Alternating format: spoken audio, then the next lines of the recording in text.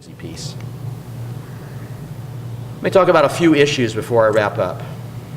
Dave talked about coal and the part that coal plays. By the way, coal is over 60% of the energy that we produce for you comes from coal. On a national basis, that's about the same.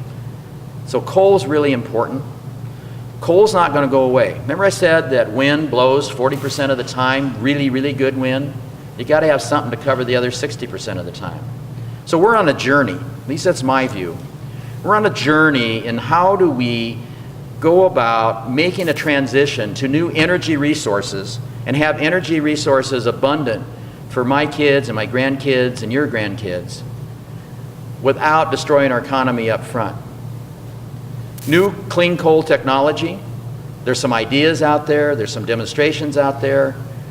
Dollars are very, very expensive, but it's going to take us time. Somebody said the other day, if we can put a man on the moon, we can figure out how to clean up coal and make use of that energy resource in a environmentally responsive way. So I think we can, but it's going to take time to do that and money. Transmission grid. Transmission grid is 60 years old, give or take it, on average. It's kind of old. It's not very robust.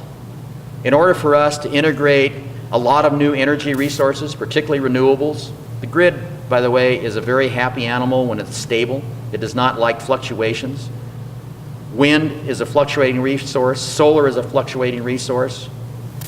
So we have to figure out a way, how do we integrate that into the system? And my prediction is we're going to have to spend a whole lot of money to upgrade our grid in order for us to adequately accept large amounts of renewables. Absolutely technically doable, it's just going to take time and money.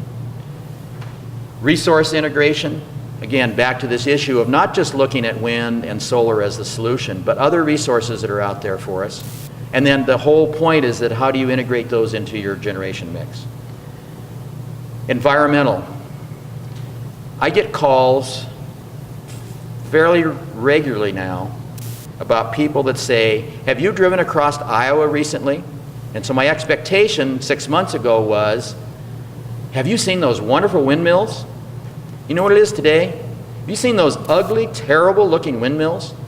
So not everybody thinks a wind turbine is a great solution. Not every wildlife person thinks wind turbines are a great solution.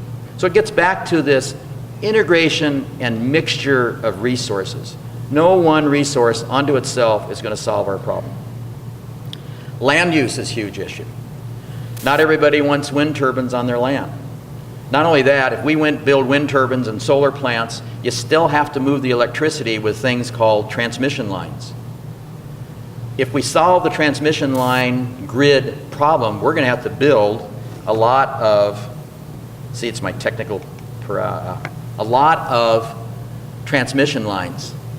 I used to be in that business. Not everybody loves a transmission line.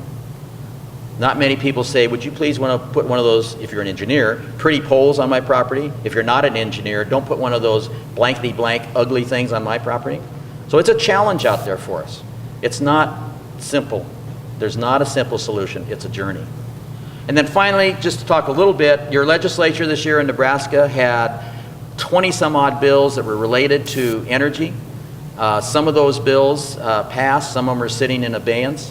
One for you to watch is a resolution called LR 83, Legislative Resolution 83. It's going to look at whether Nebraska should become a net exporting state of wind. Should we harvest our natural resource, one of the few that we have in terms of energy, and take the advantage of that and export it to other parts of the country that don't have that luxury, and be able to take the benefits of that and bring it back to Nebraska? So that's one for you to watch. And then on the national level, there's two things to watch for. One's called an RPS or an RES, Renewable Portfolio Standard or Renewable Electric Standard. Those would be standards that would mandate how much energy has to be produced from renewables. Nebraska is a fairly independent state.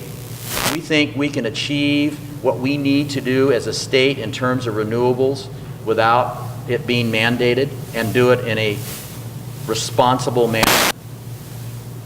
Nebraska voluntarily established the goal of 10% by 2020. We didn't do that because of a mandate. We did it because we think we can keep your power reliable and economical. And then the other one, and you probably saw the editorial letter, I guess it is, from our CEO, Gary Gates, yesterday, talking about cap and trade. I think if you have time, go back to the World Herald yesterday and look on the editorial page. I think you need to read that and then make up your own mind. So with that, I'm going to conclude, and we will talk to you later when we sit at the panel. Thank you.